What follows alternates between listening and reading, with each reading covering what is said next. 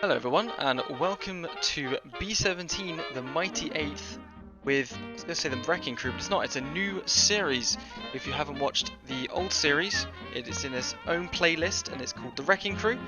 And after mission 9, I won't tell you what happened, but basically we are now in the situation we're in now. We're doing a squadron mode, so I have 2 bombers filled with characters made from people that I know, and we're going to try and get them through as many missions as possible. Now with squadron mode, I decide where the target is, and I decide who flies and who doesn't. So we'll try as much as we can to get both bombers up at the same time. So instead of 10 characters, we'll have 20 of them. We've got to try and get them back. So first of all, I've gone into this room. This is so I need to read the thing, the Squadron Commander's office. So you get crew information, bomber information, and the medical files, as well as news and the old history. If we go outside, instead of one aircraft, we get loads of them. So the first aircraft that we'll be flying in is Mallas Theory. So we're flying as the 100th Bomb Squadron. So an OD camouflage now, because it's early 1944. This is Mallas Theory. This will have 10 characters. It says Varga Venus, but we've named it ourselves. And the second plane that we'll be working with is Big Shaft, because we're bad at naming things. So yeah, those are the 2 bombers that we have, and let's try and get them to fly together. So that's one room, and the second room is the operations room. So from in here, this is where I choose the mission aircraft, the ordnance, and target intelligence files. The first mission we won't have any target intelligence, and we'll go for a nice easy one to get everyone acquainted as well. So we go for one with just flak, or do we go for one with aircraft and flak? I think let's go for Cherbourg Harbour. That'll be our first target, and the airbase will be our secondary. We'll change the mission map here as well, but we also want to get some intelligence. So take a look at the stuff down here. So Saint Nazaire U-boat harbour. Let's get something on there. Nantes Harbour. Yeah, I want to go for the nice juicy shipping targets first of all. And let's go for another one that's closer to home, and Le Havre. So we'll start branching out as the campaign goes along. I can do 35 missions, but if our planes go up every single time, they'll complete their 25 before we are done. And if it is successful enough, by means, if I'm not bored, if not everyone's dead and bored of the series by the time we get to those missions, then we'll continue on with the remaining bombers. But for the time being, we'll see if we can make it to 25. So let's quickly set up the mission. So everything is basically how I want it to be. I've just moved this so we get out of enemy aircraft range quickly. I'm going to quickly move that as well. So in this mode, instead of me having to bring it up to 25,000 feet, it automatically starts at 30,000, so I only have to bring it down. I don't mind them staying at 30,000 feet when we're getting to the enemy area of operations, but we'll bring it down as we get to the bomb run. So let's bring these down here. Something ding in the background. Right. There we go, absolutely perfect. I tend to leave how the initial point goes in now, because you get the best angle of attack, and then we need to put the rest down at 25,000. Making bombers climb when they've got damage to their engines or pilot crew is not a good thing to be doing, so let's bring that down to 25,000. In fact, that is 20,000, so that's absolutely good. So this is our mission plan for today. In the future, we'll be looking at going down here, and then, of course, bringing it out over here as the crews start to get more experience. But as a good starting point, go with that. To the aircraft. So, as it's on the first on the list, Mallas Theory is going to take lead. Big Shaft is going to go second, and we'll just randomly pick the rest. It doesn't really make that much of a difference. We won't be worrying too much about them. Ordnance fast. So we're going for a harbour.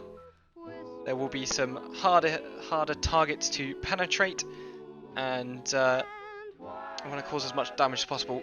thing I have noticed that has worked really well in my own playthroughs is £500 general purpose and incendiary, because burning things is really good. Target intelligence won't have anything there yet. So there we are, we're done with that. You can also view the mission, but it's pretty easy, we know what's going on. I've accidentally gone to this screen, that's bad. How do I get out of here? There we go. Got confused there. Now let's go to the briefing room. So the date is pretty much 5 days after the last campaign had finished. So it is the 1st of January 1944. And we've already gone over what our targets are and our ordnance. But our escorts are 2 squadrons of P-47s. That is something we don't have control of. That is given to us by the game. So, flak strength is moderate, fighter strength is moderate, and priority is medium.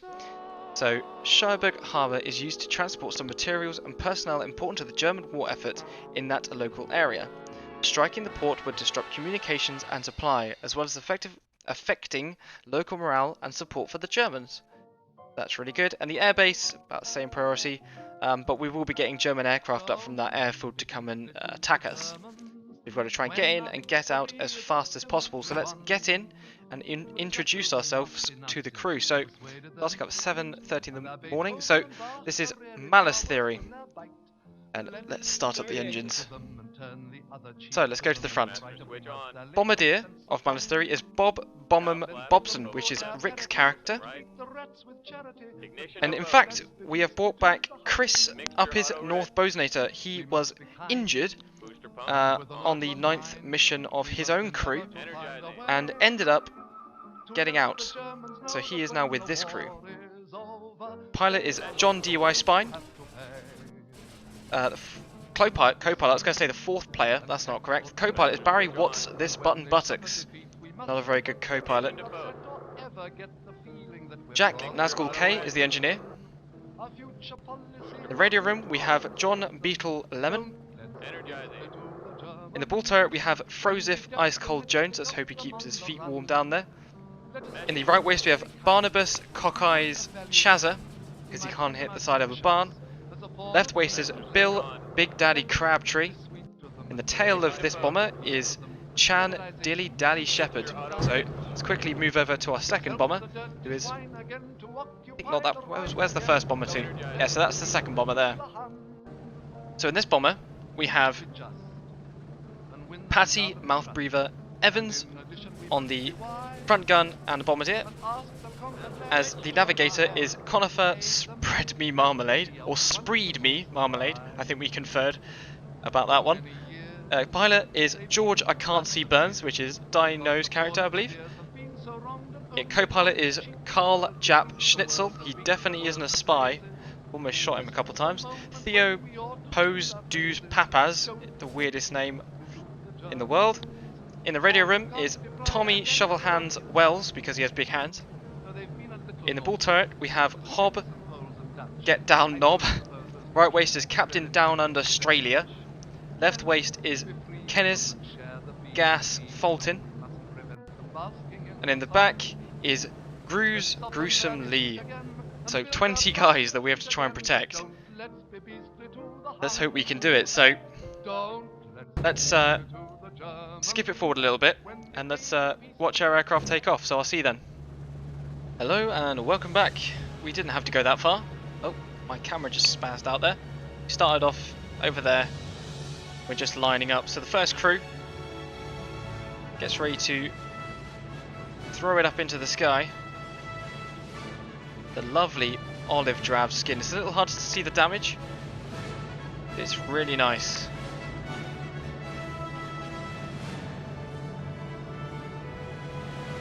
You are cleared for takeoff.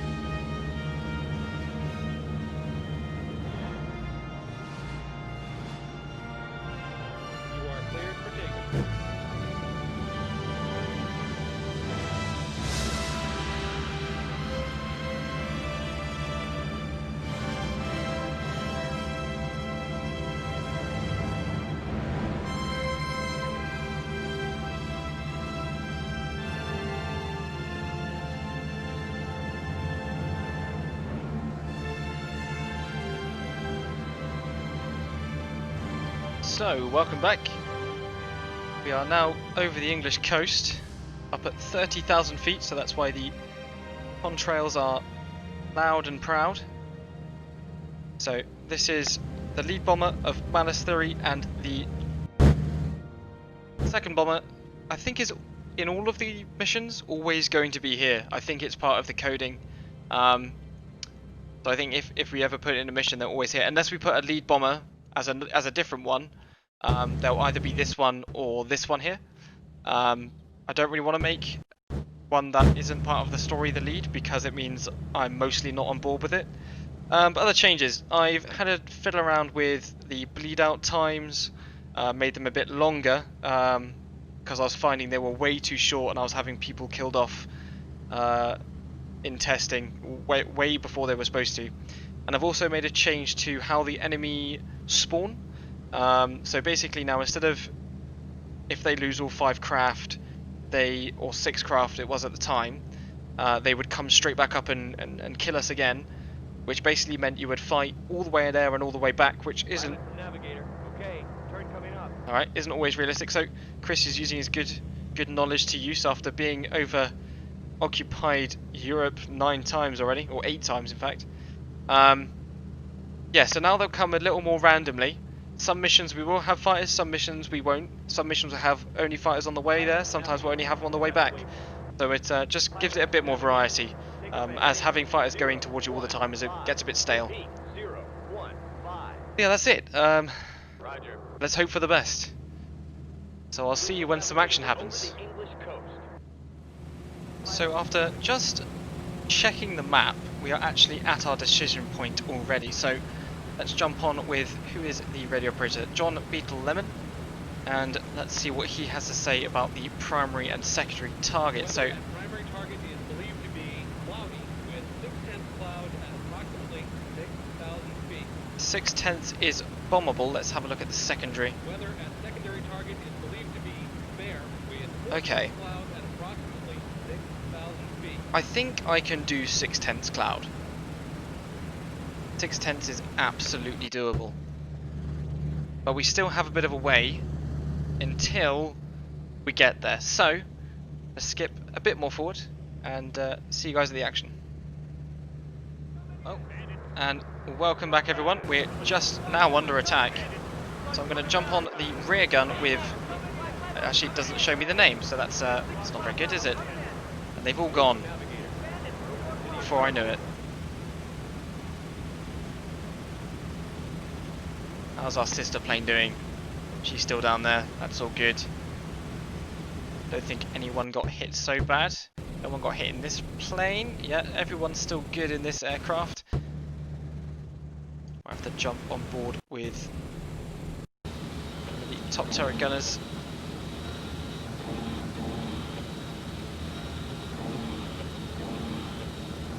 As I said, it's a bit more random. You won't really be able to see that, but after testing, this is about 50% chance that we get attacked by enemy fighters, and we're getting flaked a little bit as well. So we are definitely close to the target. I believe it's around here somewhere with the built-up area. Still getting flaked. Flak is really bad for the crew, not so bad for the aircraft. Flak can't really do too much to the aircraft, but crew is really bad for. Whereas aircraft are more dangerous to our own aircraft, not so bad for our crew. So, in my mind, less flak the better. As, again, where's the enemy fighters? There they are.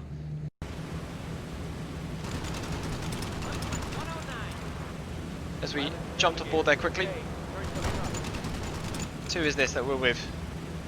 We're with Chan Dilly Dally Shepherd, protecting the rear of the front plane. They're all attacking from the front as well. I think we're both good. Oh, so we're flaked again. They really don't like us, do they? So Bose is pointing out that we're in the correct place. Oh, the bombardier is already having a bit of an issue. Oh, as the enemy aircraft comes in. God, they're all attacking from the front today. So where are we going? Oh, they have to line up. Oh, we couldn't find the target, so we're going around again. Okay, that is a thing. It doesn't happen very often. But if you don't find the target, they will go round. I'm pretty sure that happened once in the first series we did. So we are actually now going out to come back in. I don't know if the weather has changed at all over target. We'll check again. Still 6,000 feet. Cloudy with 6/10 cloud at approximately. If you didn't see it the first time, is it worth us switching to the secondary target? Especially if it's only our first mission and the weather is far better. And that will help us bomb Cherbourg in the future. So I think, yeah, let's go secondary. We have to move to a different location yet. So instead of going all the way out here, we're actually just moving over here. So less of a distance, less time spent over target. Really good for us. There we go. We quickly jump aboard with, I'm not sure who the ball turret gunner of this plane is. Tommy Shoverhands Wells. I believe that is. No, that's the radio man, isn't it? So that's Hob, get down knob. Gonna take a time to get used to everyone's names. But they don't seem to be attacking as ferociously. They're kind of keeping their distance as we get flaked again. But we have to try and get in position. So we just have a piece of flak come through the tail. But waiting for another call out.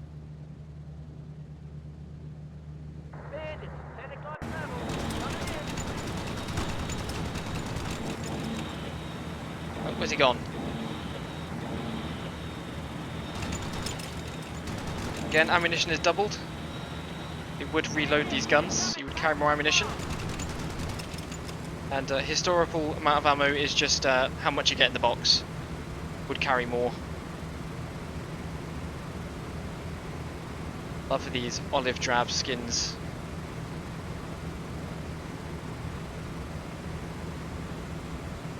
Yes, I think there's only one group of 4 enemy fighters attacking us. Yeah, so I also decreased the enemy fighter size from...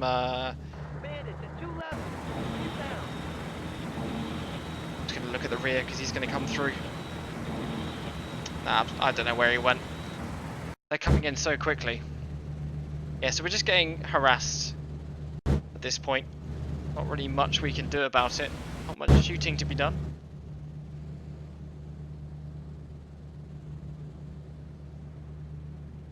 We're almost in position actually. Not too much longer to go. Come on. Oh. Tried to jump on board with Chan Dilly Dally Shepherd there as one of the bombers up top gets hit. Jumped out of formation there quickly. But more time that we spend in enemy airspace, more time that more enemy aircraft can come up to us.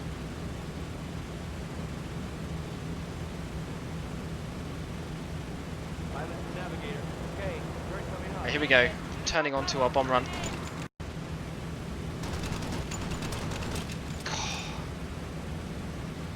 Yeah, there's not, so I mean it's not as many as before. We're not going to see the fantastic amount of kills that we saw in the first campaign. Try to make it a little more realistic as I get hit on that fighter there.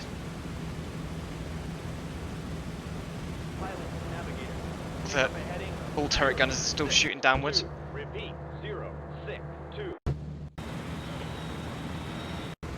So we are on the bomb run soon. Everyone else, so at this point, who is bombardiering for this plane? So Patty Mousebreeder, sorry. He won't be dropping the bombs himself. Oh, we got some hits there. And we got tagged a little bit. Again, I have collisions off because otherwise that would be one bomber gone already and we've only done one mission. So yeah, it's a little trick of this game. You have to do that. But soon we won't have that worry when the new Mighty 8th game comes out.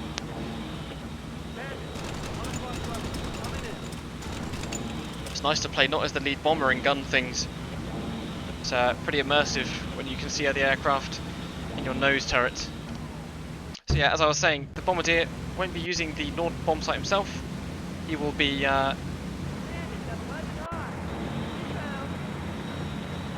he will just be triggering his bombs to go at the same time as the lead bomber does. So let's have a look, see where we are going. Oh, sorry. Because we've turned left, so yeah, we are actually lining back up again. If I can bring this closer to... No. So we have a little bit of distance to go, but we're still in the enemy line. Christ. So going for the secondary. So our bombardier, lead bombardier, missing the first target means we had to go around over here. And then missing, going around on the bomb run means we have to line up on this target here. So we still have a long ways to go. A short mission has turned into a long one, really.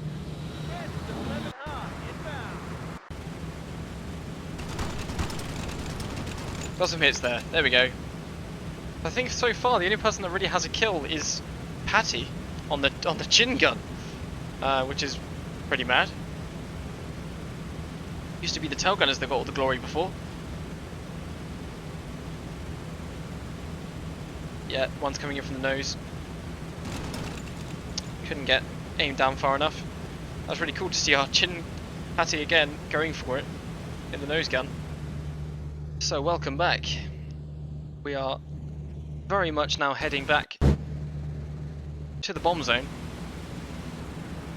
Check the weather reports again. Yeah, that hasn't changed a single bit. I hope the bombardier can see it, otherwise we end up turning around again. Come on, spot it, my friend. Right, he hasn't said he can't spot it yet, so come on, Bob. Pilot, navigator, press the waypoint. Come on, see it. Come on.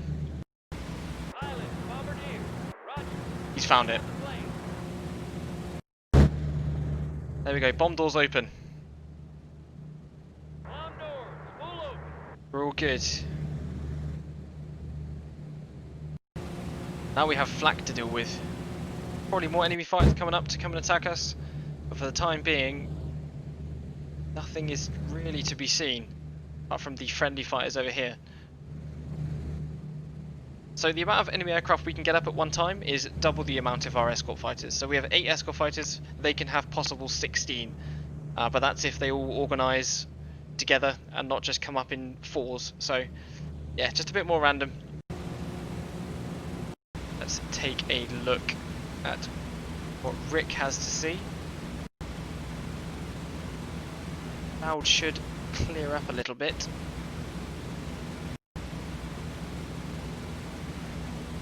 I've just taken over.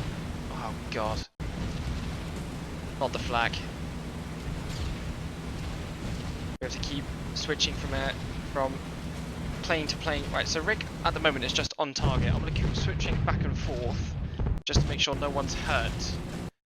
Because flak is a bloody killer of crewmen. Oh, I almost got inside of that bull turret there. So yeah, switching back and forth, everyone's okay. Everyone's okay, yeah. What I'm going to do as well is going to decrease the amount of time it's going to take for the bomb load to be released. Let's quickly do that. Let's decrease it to about 200 milliseconds.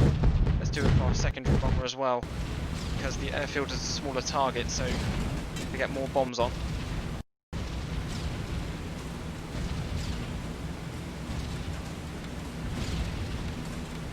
There we go. And then the rest can spread out. So let's go back to our... Oh, there was hits on the back. Everyone's okay though, so far. About this bomber, yeah, everyone is good. Too quickly. So we've still got bombs on.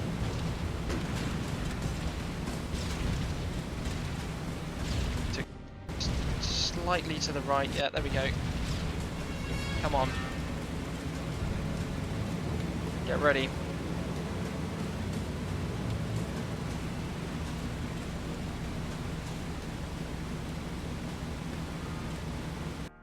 It's the flag gone. But that's good, I'm not complaining. I'm going to stay with Rick while he drops. Then we'll quickly check on both the bombers, because anything can happen. Bombs away. There we go. There's a big hit on that second bomber there, so we need to go and have a look. Oh, everyone's okay. A hit right over here. Right, let's go back to our main bomber. And in fact, here do we want to be looking at the target? Single shadow. There's our formation shadows. Should be coming along soon. Somewhere around here. There we go.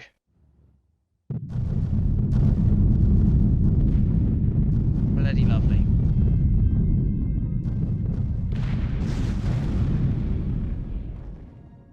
Good enough for the 8th Air Force. So let's get out of here. Oh.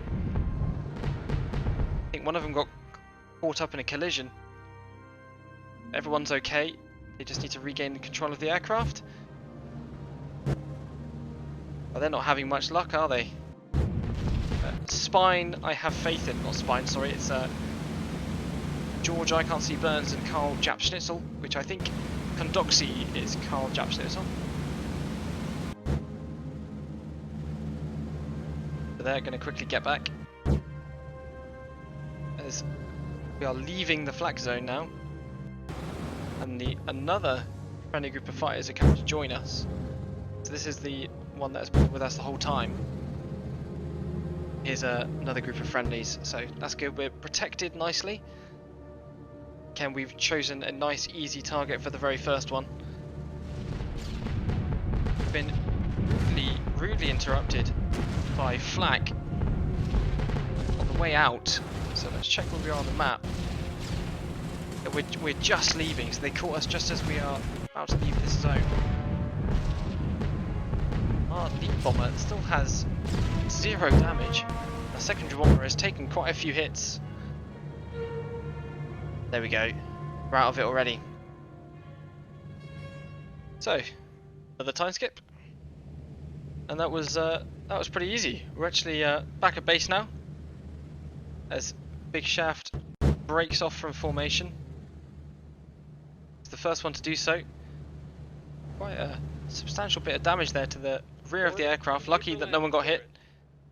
So we'll wait until these two guys come in for their landing pattern, and we'll see it through to the end. So see you then.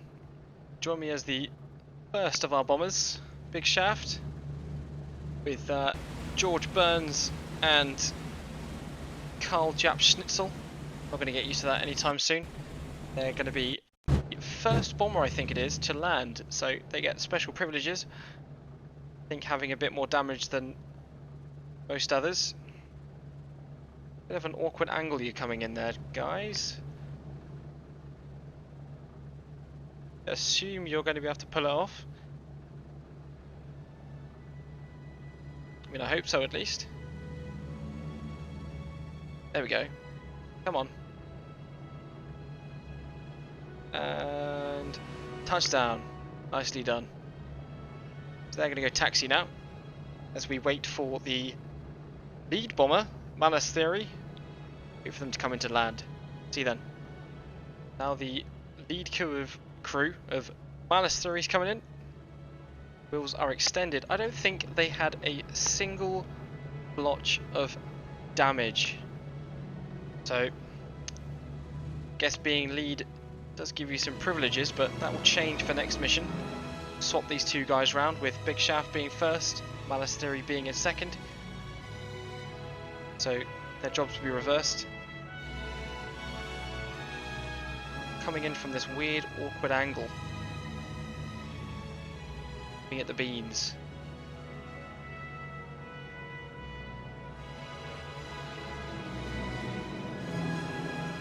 Oh, they got a bit of damage on their second wheel, so they did get something.